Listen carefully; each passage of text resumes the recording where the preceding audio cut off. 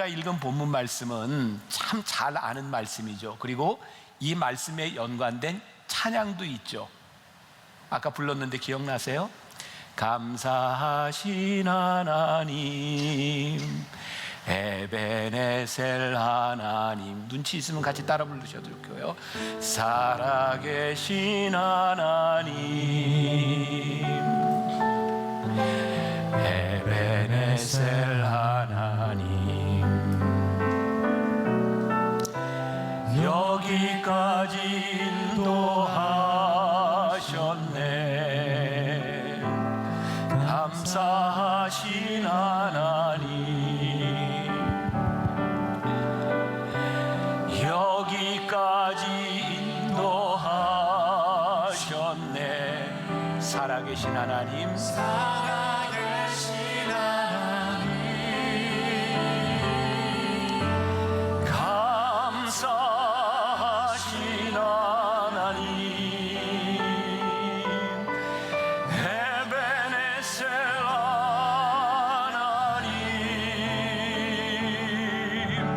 살아계신 하나님, 에베네셀 하나님. 저는 개인적으로 우리의 신앙에서 에벤네셀의 하나님을 고백할 수 있으면 그 인생이 참 복된 사람이다 라는 생각을 합니다. 자, 지난주의 말씀과 우리들이 조금 이어서 생각을 해봐야 되는데요, 지난주에 제가 사무엘상 4장의 에벤네셀 전투를 이야기하면서 그곳에서 이스라엘 백성들이 패했고 거기에 엘리 제사장의 아들 홈리와 비느하스가 그곳에서 죽었다. 그리고 그 소식을 듣고 엘리 제사장의 며느리가 아이를 낳다가 죽습니다. 그러면서 한 말이 있죠. 이가봇, 이 아이의 이름을 이가봇이라, 하나님의 영광이 떠났다. 그런데 오늘 에벤네셀 전투에서 하나님의 영광이 떠났던 그 수치의 장소인 그 에벤네셀에서 하나님의 영광이 다시 회복되는 것을 우리는 사무엘상 7장에서 보게 됩니다. 그러니까 제가 믿어도 되겠죠? 여러분들 사무엘상 4장부터 7장까지 읽어왔다는 거? 네, 믿습니다. 네, 믿어야지 제 마음이 편하죠. 예. 지난주와 이어서 오늘 말씀 가운데서 우리들이 얻어야 되는 굉장히 중요한 교훈이 있는데요, 하나님의 법궤는, 우리들이 하나님을 믿는다는 것은 하나님은 우리의 이용의 대상이 아니라는 거예요. 여러분 잘 기억하세요. 이스라엘 백성들이 왜 법궤를 가져왔어요? 법궤를 가져와서 전쟁에서 승리하려고 했던 거죠. 그런데 왜 법궤가 능력이 없어요? 그들이 법궤를 이용하려고 했지, 그들은 하나님의 법궤 앞에서 신실하려고 하지 않았어요. 그들은 여전히 우상을 숭배하고 있었고 그들은 하나님 앞에 죄악된 사람이었어요. 그런데 법궤를 가져와서 이용하려고 할 때 하나님의 능력이 나타나지 않았다고요.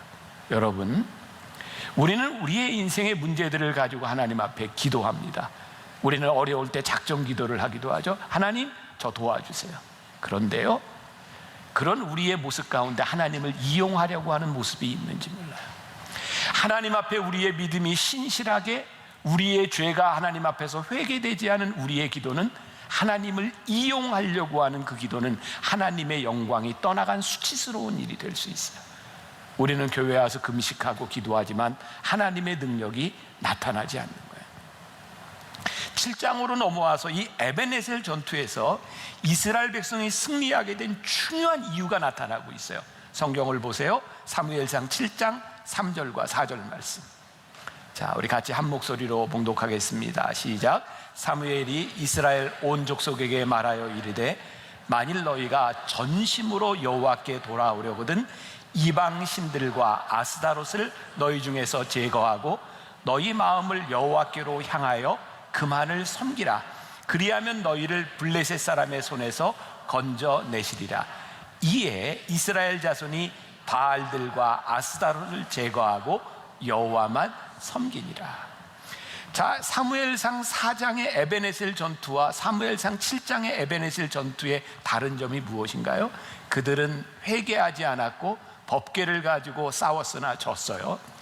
7장에 나오는 에벤네셀 전투에서 그들에게 법궤가 없었지만 그들은 하나님께 회개하고 바울과 아스다롯을 다 제하고 여호와만 섬기기로 결심했을 때 하나님께서 그 에베네셀 전투에서 이스라엘 백성들에게 승리를 안겨주세요. 중요한 교훈을 우리들이 깨닫게 되는 거죠. 경건의 모양을 가지고 있으나 경건의 내용이 없으면 우리는 영적 전투에서 패할 수밖에 없는 겁니다. 여러분들이 매일 가정에서 가정 예배를 드리고, 여러분들이 매일 성경을 묵상하고, 여러분들이 금요일마다 모여서 나무 예배를 드리는데 그 예배 가운데 경건의 내용이 없으면, 우리의 신실함이 사라져버리면 그 어떤 것도 능력을 나타내지 못한다. 예를 들어서 우리들이 나무 공동체에서 모여서 하는 이야기가 무엇인지, 거기에 하나님의 이야기가 있고 거기에 영적인 이야기들이 있는지, 그래서 우리는 경건의 모양을 가지고 있으면서 경건의 능력을 상실한 비참한 우리들의 신앙들을 가질 때도 있어요. 다시 여러분들에게 높아심으로 말씀을 드립니다. 이번 시리즈 말씀은 제가 성경만을 가지고 쭉 풀어나갈 것이기 때문에 여러분들에게 조금 지루하게 느껴질지 모르지만 좀 깊이 있게 여러분들이 말씀으로 들어오시면 좋을 것 같아요. 성경에도 이렇게 표시를 하면서, 자, 사무엘상 4장에 에베네셀 전투에서 승리한 블레셋 사람들이 얻은 최고의 전리품은 법궤였습니다. 그들이 하나님의 법궤를 빼앗았어요. 생각해 보세요. 블레셋 사람들에게는 그게 최대한의 전리품이지만 이스라엘 백성들에게는 그것이 최고의 수치가 아니었겠습니까? 하나님의 영광이 떠나간 이스라엘 백성들에게 수치가 찾아왔는데요, 정말 흥미로운 것을 발견하게 됩니다. 여러분들도 저와 함께 흥미를 좀 가져주세요. 사무엘상 5장 2절에 이런 말씀이 있어요. 블레셋 사람들이 하나님의 궤를 가지고 다곤의 신전에 들어가서 다곤 곁에 두었더니, 다곤은 뭐냐면 블레셋 사람들이 섬기는 신이에요. 이게 위에는 사람 모양이고 밑에는 물고기 모양으로 되어 있는 그런 신을 섬기고 있었는데요, 이스라엘 백성들이 블레셋 전투에, 그 에베네셀 전투에서 블레셋 사람들이 에베네셀 전투에서 이긴 다음에 법궤를 어디에다 갖다 놨어요? 다곤 신전에다 갖다 놨어요. 하나님의 영광이 떠나간 법궤는 너무너무 수치스러운데요, 하나님의 능력이 사라지진 않았어요. 어떤 일들이 일어났냐면, 다곤신 있는데 하나님의 법궤를 갖다 놨는데 아침에 일어나 보니까 다곤신이 넘어져 있는 거예요. 블레셋 사람들이 놀래서 그 다음날 다시 세워놨는데, 제가 보자고 하려고 그랬는데 먼저 나왔네요. 저기에 법궤가 있고 저기에 다곤신이 저렇게 생겼습니다. 참 우리 교회 너무너무 좋잖아요. 자, 그럼 공부하는 거예요 지금. 네, 됐어요. 그래서 그 다음에 또 신상을 세워놨는데 이번엔 넘어졌는데 보니까 머리와 두 손목이 끊어져 버려서 그 몸뚱이만, 다곤신 몸뚱이만 남게 되어 있었어요. 이것을 경험한 블레셋 사람들이 얼마나 두려웠겠습니까? 하나님의 거룩함과 영광을 훼손한 블레셋 사람들에게요, 끊임없는 재앙이 일어납니다. 저는 이 말씀을 보면서 아주 흥미로운 것을 발견하게 되었는데, 여러분도 흥미로울지 모르겠어요. 제가 이렇게 한번 문장을 써봤습니다. 거룩을 상실한 이스라엘 백성에게는 수치가 찾아왔고요, 우상의 땅에 거룩함이 임재하면 두려움이 찾아옵니다. 와우, 지금 여러분들이 다시, 거룩을 상실한 이스라엘 백성들에게는요 수치가 찾아오고요, 우상의 땅에 거룩이 임재하면 두려움이 찾아옵니다. 여러분, 여러분들에게서 거룩이 상실되면 수치를 당하고요, 이 세상의 우상의 땅에 우리의 거룩함이 들어가면 그 땅은 두려움으로 떨게 되어 있는 거예요. 이들이 법궤를 전리품으로 가지고 왔다고 생각했는데 그 전리품이 두려움과 재앙더미가 되어버렸어요. 이제 블레셋 사람들은 무서움 가운데서 회의를 열기 시작합니다. 이 법궤를 어떡하지? 그래서 처음에는 아스돗, 자, 이건 뭐 잊어버리겠지만 아스돗에 가져왔던 법궤를 이제 어디로 옮기냐면 가드로 옮겨요. 블레셋 땅에 있는 겁니다. 사무엘상 5장 9절 말씀 보겠습니다. 같이 볼게요. 사무엘상 5장 9절 시작. 그것을 옮겨간 후에 여호와의 손이 심히 큰 환난을 그 성읍에 더하사 성읍 사람들의 작은 자와 큰 자를 다 쳐서 독한 종기가 나게 하신지라. 자, 제가 여기까지 읽었을 때 요런 한자어가 생각이 났어요. 게르. 게르 아시죠? 게르. 닭, 갈비. 게르기에 이게 먹기에는 살도 별로 없고 이거 먹기에는 가시만 있는 거고 버리기도 그렇고 안 버리기도 그렇고 그들이 전리품으로 법궤를 가져왔는데 게르기 되어 버렸어요. 전리품이라고 생각했는데 그것으로 인하여 그들에게 재앙이 내리기 시작했어요. 독종이 퍼지기 시작했어요. 그래서 이제 블레셋 사람들은 법궤를 서로 옮기려고 합니다. 아스돗에서 가드에서 이제는 에그론으로 법궤를 옮기려고 합니다. 이거 잊어버리셔도 괜찮아요. 아스돗, 그 다음에 가드, 에글론 잊어버려도 괜찮은 거예요. 네, 아스돗, 가드, 에글론 이제 서로 안 받으려고 하는 거예요. 이들이 할 수 있는 일이 없는 거예요. 도대체 이것을 우리들이 어떻게 하랴? 여기서 아주 또 흥미로운 일이 생겨요. 성경 얘기 재밌죠? 네, 사무엘상 6장 자 1절과 2절로 갑니다. 아주 흥미롭습니다.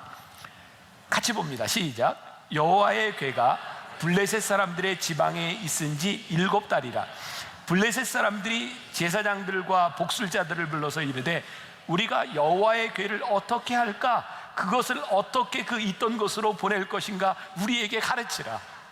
아주 해프닝이 일어난 거예요. 전리품으로 생각하고 법궤를 가져왔는데 7달을 지나는 동안 무서운 일들이, 두려운 일들이 일어나니까 자기들이 블레셋 사람들, 우상을 섬기는 복술자들과 그들의 제사장들이 모여서 어떻게 이 법궤를 다시 있던 자리에 갖다 놓을까, 그렇게 회의를 하기 시작한 거죠. 그런데 진짜 재미있는 일이 그 다음에 벌어져요. 이게 성경을 읽고 왔어야 된다고요.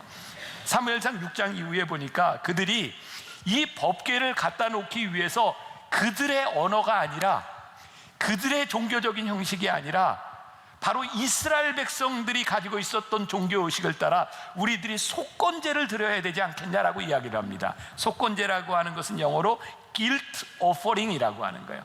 사람에게 죄를 지었을 때, 하나님에게 죄를 지었을 이 죄를 속하는 거예요. 그러니까 그들은 법궤를 전리품으로 얻었다고 생각했는데 그들이 이게 죄구나 라고 하는 것을 깨닫고 그들의 방식으로 어떻게 속건제를 드릴까, 그렇게 고민하기 시작하는 거예요.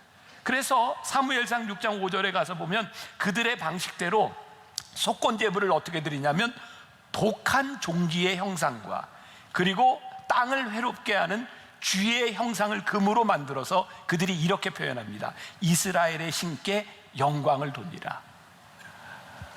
흥미롭지 않으세요? 이방신들이 하나님의 영광이 떠나간 법궤를 가져갔는데 그 법궤의 능력이 이스라엘에서는 떠났는데 여전히 이방 땅에서 하나님의 능력이 나타나고 있었어요. 와, 놀랍지 않습니까? 하나님의 영광은 사라지지 않습니다. 그들이 하나님께 어떻게 영광을 돌릴까? 그래서 이제 그들이 생각한 방식이 뭐냐면 새 수레를 가져다가 아직 멍에를 메어보지 아니한 젖나는 소 2마리를, 이게 이제 그들의 관습이었겠죠. 거기에다가 법궤를 실어가지고 이스라엘에 보냅니다. 베세메스라고 하는 곳에 보내요. 그런데 너무 재밌는 거예요. 여러분도 재밌어야 돼요. 왜냐하면 이 사람들이 법궤를 보내면서 베세메스에 보내면서 사무엘상 6장 8절과 9절을 보세요. 8절 9절. 야, 같이 한번 봅니다. 시작. 여호와의 궤를 가져다가 수레에 싣고 속건제로 드릴 금으로 만든 물건들을 상자에 담아 궤 곁에 두고 그것을 보내어 가게 하고 보고 있다가 만일 궤가 그 본 지역 길로 돌아가서 베세메스로 가면 이 큰 재앙은 그가 우리에게 내린 것이요 그렇지 아니하면 우리를 친 것이 그의 손이 아니요 우연히 당한 것인 줄 알리라 하니라. 7개월 동안 법궤 때문에 그렇게 고생을 당하고 자기들끼리 모여서 이렇게 형상을 만들어 우리들이 그 guilt offering, 속건제를 드리고 하나님께 영광을 돌리자라고 하면서 베세메스로 보내면서 뭐라고 얘기하냐면 요게 베세메스로 가면 진짜 하나님이 한 일이고 요게 베세메스로 안 가면 우연일지도 모른다. 그리고 또 보내요. 여러분, 사람의 의심이라는 게 참 대단하지 않습니까? 자기들이 직접 당하면서도 이런 일을 하고 있네요. 그런데 이 궤를 실은 수레가, 이 암소가 그대로 베세메스로 갑니다. 자, 그럼 여기까지 보세요. 이스라엘 백성들이 빼앗겼던, 블레셋에게 빼앗겼던 그 법궤가 다시 이스라엘 땅으로 돌아오고 있는 상황이에요. 자, 여기까지 우리 한번 지도를 법궤가 옮겨졌던 것을 한번 봅시다. 자, 처음에 실로에서 에베네셀 전투로 갔다가 거기에서 빼앗겨서 어디로 갔어요? 아스돗으로 갔어요. 거기에서 어디로? 가드로, 가드에서 에글론으로, 에글론에서 베세메스로, 그리고 아직 안 나왔지만 기랏 여아림으로 가게 됩니다. 어떻게 제가 이렇게 잘 외우냐고요? 저 다음 주에 또 잊어버립니다. 근데 한번 이렇게 듣고 여러분들 아셔도 됩니다. 자, 요런 지금 가고 있는 거예요. 자, 하나님의 영광이 이방 땅에서 회복되었어요. 그런데 영광을 버린 이스라엘 백성들의 수치가 아직 해결되지 않습니다. 여기서 중요한 것이 나오는데요, 회복되지 못한 수치, 이유는 아직 이스라엘이 가지고 있는 죄의 문제가 해결되지 않았기 때문입니다. 하나님의 능력은 나타나지만 그들의 수치가 회복되지 않았어요. 베세메스로 법궤를 가지고 왔는데요, 이스라엘 백성들이 얼마나 좋았겠어요. 그들이 베세메스로 온 법궤를 들춰봅니다. 무서운 일이 일어나요. 사무엘상 6장 19절 보세요. 이거 우리가 참 이해하기 힘든 무서운 일인데 같이 한 목소리로 봅니다. 시작. 베세메스 사람들이 여호와의 궤를 들여다본 까닭에 그들을 5만 70명을 죽으신 여호와께서 백성을 쳐서 크게 사륙하셨으므로 백성이 슬피 울었더라. 참 설명하기 힘듭니다. 베세메스로 들어왔는데 그들이 하나님의 법대로, 그들이 지켜야 되는 굴례대로 법궤를 보지 않고 하나님의 거룩을 훼손한 일로 인하여 가로가 되어 있는데 5만인지 70인지 5만 70인지 하나님이 그들을 죽이셨고 이스라엘 백성들이 크게 슬퍼합니다. 저는 여기서 또 한 문장을 이렇게 써봤어요. 우리 인생의 죄의 문제를 해결하지 못하면 하나님의 영광에 절대로 참여하지 못한다. 이들은 이 두려움 가운데서 이 법궤를 어찌할까 생각하다가 베세메스에 있는 사람들이 이제 마지막 종착지로 가는 기랏 여아림 사람들에게 법궤를 가져가라고 얘기합니다. 하나님의 영광이 들어왔는데 베세메스 사람들이 그 수용을 하지 못한 거예요. 그래서 기랏 여아림에는 아비나답이라고 하는 사람이 있었는데 그의 아들은 엘리아살이라고 하는 사람이 있는데 거룩해 구별된 사람으로 여호와의 법궤를 지키는 법을 알고 있었어요. 그들은 기쁨으로 기랏 여아림으로 법궤를 가져가게 되고 거기에서 20년 동안 법궤가 있게 되는데 그들이 그것에서 축복을 받습니다. 저는 또 놀라운 사실을 하나 발견합니다. 하나님의 거룩함을 대하는 것을 우리들이 배우지 않으면 하나님의 거룩함이 우리들에게 축복이 되지 않아요. 하나님의 거룩함과 영광을 여러분들이 믿음으로 살아갈 수 있는 믿음의 법을 배우지 않으면 우리는 신앙생활을 하면서 거룩하신 하나님 앞에 우리는 죄를 지을 수도 있는 거구나. 그렇게 20년 동안 기랏 여아림의 법궤가 머무르는 동안 드디어 이스라엘 백성들에게 어떤 마음이 생기냐면 그 법궤를 사모하는 마음이 생겨요. 야, 우리가 저 법궤를 받아야 되는데, 우리가 그것을 알아야 되는데. 자, 이제 사무엘상 7장 2절로 넘어갑니다. 재밌죠? 사무엘상 7장 2절 우리 같이 봅니다. 시작. 그가 기랏 여아림에 들어간 날부터 20년 동안 오래 있은지라 이스라엘 온 족속이 여호와를 사모하니라. 이제 이들에게 사모하는 마음들이 일어나면서 7장의 전투로 넘어가게 되는 거예요. 자, 이제 법궤가 머물렀던 장소를 또 잊어버리겠지만 한번 본다면 실로에서, 에베네셀에서, 아스돗에서, 가드에서, 에글론에서, 베세메스에서 기랏 여아림으로. 그래, 지금 여러분들이 지금 속으로 그래 잘났다 그러고 있는 분이 있는 것 같은데, 그래요. 어려움을 당해봐야 소중함을 알아요. 그들이 법궤를 빼앗겼던 20년 동안에, 그리고 기랏 여아림에 하나님의 축복이 임하는 것을 바라보며 그들의 마음에 사모하는 일들이 생겨요. 저는 오늘 여러분들을 바라보며 그런 말씀을 드리고 용기를 드리고 싶어요. 때가 있구나. 때가 있구나. 어떤 사람들에게는 하나님의 영광을 놓쳐서 고통의 시간을 지나가는 것도 힘들기는 하지만 하나님께서 그의 인생에 주시는 때일 수 있구나. 어떤 사람에게는 그 어려운 시간들을 통해서 하나님이 깊은 교제의 시간을 갖게 하시고 하나님을 만날 수 있는 그런 시간을 주시는구나. 이 사모하는 마음 하면 딱 떠오르는 사람이 다윗이거든요. 다윗은 하나님께 대한 사모하는 마음이 너무 커서 마치 목마른 사슴이 시냇물을 찾는 것처럼 그런 사모하는 마음을 가졌다 그랬어요. 신약에 심령이 가난한 자는 복이 있나니라고 하는 말씀이 여호와를 사모하는 마음을 가지게 될 때 그들의 삶에서 결단이 일어나는 거구나.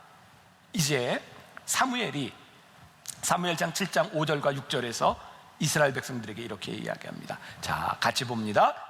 자, 5절 6절. 사무엘이 이르되 온 이스라엘은 미스바로 모이라. 내가 너희를 위하여 여호와께 기도하리라 하매 그들이 미스바에 모여 물을 길어 여호와 앞에 붓고 그날 종일 금식하고 거기에서 이르되 우리가 여호와께 범죄하였나이다 하니라. 사무엘이 미스바에서 이스라엘 자손을 다스리니라. 자, 여기에 중요한 것이 나와요. 미스바에 다 모여라 하고 여호와께 기도하면서 이스라엘 백성들에게 뭐라고 했냐면 물을 길어와서 여호와 앞에 부어라. 그리고 너희들이 종일 금식해라. 중요한 의미를 가지고 있습니다. 물을 부으라고 하는 것은 그들에게 있었던 죄악들을 다 씻어내라고 하는 거예요. 그리고 너희들이 종일 기도해라. 무슨 기도를 하라? 여호와 하나님을 붙들고 금식 기도해라. 금식 기도는 뭐예요? 네가 먹고 싶은 것, 네가 바라는 것, 너의 육적인 욕망들을 다 제어하고 하나님을 붙들라, 이런 말이에요. 무슨 말이에요? 미스바에서 이스라엘 백성들은 붙잡아야 할 것이 무엇인지, 버려야 될 것이 무엇인지를 확실히 하며 미스바에 모여서 그들이 기도하기 시작했어요. 사무엘이 그들이 부른 이유, 자, 다시 7장 3절과 4절로 한번 거슬러 올라가요. 다시 한번 봉독합니다. 자, 시작. 사무엘이 이스라엘 온 족속에게 말하여 이르되 만일 너희가 전심으로 여호와께 돌아오려거든 이방 신들과 아스타롯을 너희 중에서 제거하고 너희 마음을 여호와께로 향하여 그만을 섬기라.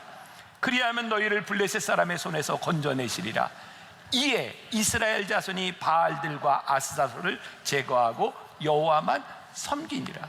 그러니까 이 말씀을 보니까 뭐가 전제되어 있어요? 이스라엘 백성들이 사무엘상 4장에 에벤네셀 전투를 할 때 그들이 여호와의 법궤를 가지고 갔는데 그들은 누구를 섬기고 있었어요? 아스다롯과 바알을 섬기며 법궤를 가지고 나갔다. 이제 지금이라도 너희들이 하나님 앞에 온전히 다른 신들을 다 버리고 여호와를 섬겨라. 오늘 여기에 에벤네셀이라고 하는 이 말은 오랜 시간을 거쳐서 이스라엘에게 주시는 깊은 은혜의 상징이 돼요. 에벤네셀 전쟁에서 이기려고 법궤를 가져왔으나 법궤를 빼앗겨버렸던 이스라엘 백성들에게 미스바에서 회개하고 기도할 때 하나님께서 에벤네셀의 축복을 주시거든요. 여러분, 여기에서 너무너무 재미있는 현상이 있어요. 재미있어 하셔야 돼요. 자, 에벤네셀 전투가 일어났던 사무엘상 4장에 이스라엘 백성들이 법궤를 가져왔더니 누가 떨었다 그랬어요? 블레셋 사람들이 떨었고 이스라엘 백성들은 흥분했는데 그 전쟁에서 졌다고요. 근데 오늘 여기에 있는 에벤네셀 전투 사무엘상 7장에는요 이스라엘 백성들이 미스바에 모였더니 블레셋 사람들이 미스바에 모인 이스라엘 사람들을 바라보고 저놈들은 아예 싹을 잘라야 되겠다, 그래서 전쟁을 일으켜서요 이스라엘 백성들이 떱니다. 블레셋 사람들이 자신 있게 싹을 제거하려고 오는데 그 전투에서 하나님이 이기게 하시죠. 그리고 그 에벤네셀 전투, 사무엘상 7장의 에벤네셀 전투가 일어나는데 이스라엘 백성이 한 일이 무엇이냐? 사무엘상 7장 9절을 보세요. 줄쳐놓고 여러분들 기억하셔야 돼요. 사무엘상 7장 9절 다 같이 시작. 사무엘이 젖 먹는 어린 양 하나를 가져다가 온전한 번제를 여호와께 드리고 이스라엘을 위하여 여호와께 부르짖음에 여호와께서 응답하셨더라. 여기에 중요한 단어가 등장해요. 온전한 번제를 드릴 때 하나님께서 그들의 부르짖음을 들으시고 응답하셨다. 또 중요한 것을 깨닫게 됩니다. 그렇구나. 두려울 때 기도해야 되는구나.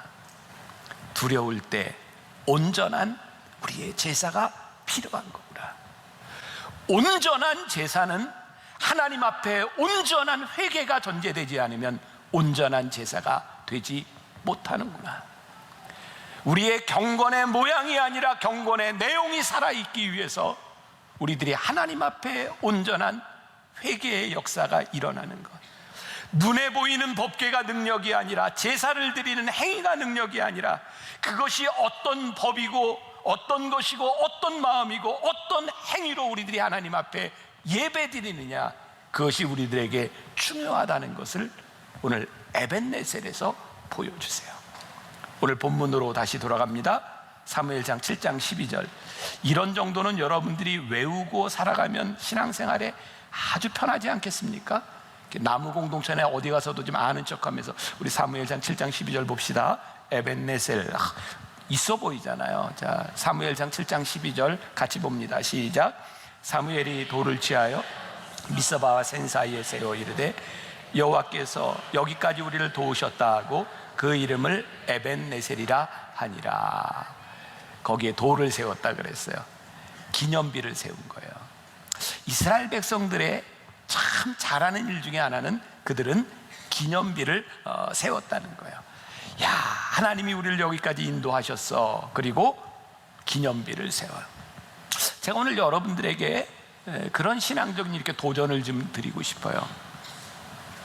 우리들이 어떤 인생을 살아왔든지 어떤 수치를 당했든지 어떤 고통을 당하고 어떤 배신을 당했든지 오늘 우리들에게 이 기념비, 하나님이 여기까지 나를 인도하셨어 라고 고백할 수 있으면 우리는 절대로 실패한 인생이 아닙니다. 여기까지 인도하신 하나님의 은혜를 고백하지 못하면 우리는 아무리 열심히 살아도 신앙적으로 성공한 사람이 아닙니다. 하나님이 나를 여기까지 인도하셨구나. 내가 오늘 이 자리에 있는 것이 하나님의 은혜이구나. 제가 여러분들에게 그냥 신앙의 한 가지 이렇게 제안을 드린다면, 여러분들에게 이 에벤네셀의 사건들을 기념할 수 있는 여러분들의 삶의 어떤 컬렉션 같은 걸 해보시는 것도 참 좋아요. 우리 교회에서 변화산 기도회 끝날 때마다 기념품을 드리는 이유 가운데 하나가 그때 임했던 은혜를 기억하라고 드리는 거거든요. 저 굉장히 귀하다고 생각하거든요. 그의 인생에 에벤네셀의 흔적을 만드는 것, 그리고 우리의 신앙이요, 우리와 지금까지 함께 하셨던 하나님을 우리들이 반추하고 그것을 바라볼 때 우리들이 힘을 얻고 우리들의 신앙을 회복하는 일이 참 중요하다고 생각해요. 여러분들의 삶에 에벤네셀의 흔적을 만들어 보라. 에벤네셀이 우리들에게 주는 교훈, 전 이 부분이라고 생각하는데, 수치스러운 과거를 영광스럽게 바꿔주신 것, 그것이 에벤네셀의 은혜다. 제가 팀 켈러 목사님의 책 예수라고 하는 책을 보는데, 마태복음 1장에 예수님의 족보들이 나오잖아요. 누가 누구를 낳고 누가 누구를 낳고. 우리가 참 의미 없게 생각하는데 그 족보가 진짜 중요한 것은 예수님이 누구신지를 보여준다는 거예요. 예수님의 족보 중에 나오는 다말은 자기 시아버지와 부적절한 관계를 맺음으로 아이를 낳은 사람입니다. 예수님의 족보에 다말이 있습니다. 햇사람 우리아의 아내가 있습니다. 불륜으로 나왔던 사람입니다. 그런데 예수님의 족보가 거기에 있다고 하는 것을 마태복음이 보여주면서 우리들에게 이야기하시는 거예요. 우리의 과거의 수치스러운 일들을 이렇게 변화시키셔서 메시아가 이 수치스러운 과거 가운데서 우리들에게 메시아로 오셨다. 그것을 성경은 우리들에게 명확하게 보여주고 있는 거예요. 수치스러움으로 끝나는 것이 아니라 그 수치스러움이 오늘 우리들에게 에벤네셀의 교훈이 되게 하는 것. 그래서 에벤네셀을, 이건 제 생각입니다, 에벤네셀이라고 하는 이 기념비를 세웠을 때 이 기념비는 두 개의 의미를 가지고 있다. 하나는 승리의 기념비이고 하나는 수치의 기념비다. 그들이 그 기념비를 세웠을 때 하나님이 우리를 여기까지 인도하셨다는 그 승리 가운데는 그들이 하나님의 영광이 떠남으로 인하여 당했던 수치의 기억들이 거기에 있는 거예요. 이스라엘 백성들이 에벤네셀을 바라보며 그들의 수치를 기억하고 하나님의 인도하심을 기억하고 그들이 믿음으로 살아가는 것이 얼마나 중요한 일인지 몰라요. 여러분, 우리의 부끄러움을 지우려고 하는 것이 아니라 기억하세요. 우리들의 수치를 감추려고 하는 것이 아니라 수치를 영광으로 바꾸신 하나님의 은혜를 고백할 수 있어야 돼요. 그게 우리의 신앙의 기념비가 되는 거예요. 사무엘상 7장 15절부터 17절, 사무엘이 이런 노년을 보냅니다. 같이 한번 볼까요? 사무엘이 사는 날 동안에 이스라엘을 다스렸으되 해마다 베델과 길갈과 미스바로 순회하여 그 모든 곳에서 이스라엘을 다스렸고 라마로 돌아왔으니 이는 거기에 자기 집이 있음이니라. 거기서도 이스라엘을 다스렸으며 또 거기에 여호와를 위하여 제단을 쌓았더라. 저는 이 사무엘의 노년을 보면서 이렇게 해석을 했어요. 사무엘은 미스바와 센 사이에서 일어났던 에벤에셀의 사건을 그의 인생 가운데서 지속적으로 에벤에셀로 만들어간 사람이었구나. 에벤에셀의 경험이 어떻게 우리의 미래에도 계속될 수 있을까? 이게 조금 어려운 얘기일지 모르겠지만, 어거스틴이라는 사람이 시간론이라고 하는 책에서 이런 이야기를 합니다. 우리들의 과거 이미 지나가 버려서 존재하지 않아요. 현재는 이미 지나가 버린 거예요. 미래 아직 오지 않았어요. 우리가 가질 수 있는 시간이 아무것도 없는 거예요. 시간은 하나님의 것인 거예요. 근데 우리들이 시간을 고백할 수 있어요. 시간은 우리들이 소유하는 게 아니에요. 어떻게 고백하는지 아세요? 하나님이 지금 우리와 함께 하십니다. 함께 하심을 고백하는 사람은요, 지금까지 우리와 함께 하셨던 에벤에셀의 하나님이 살아있어요. 하나님이 지금 우리와 함께 하십니다라고 고백하는 사람은 앞으로 우리를 인도하실 여호와 일의 하나님이 살아계세요. 매일매일 하나님과 함께 동행하고 임마누엘 하는 사람들에게 에벤에셀의 하나님이 살아있어요.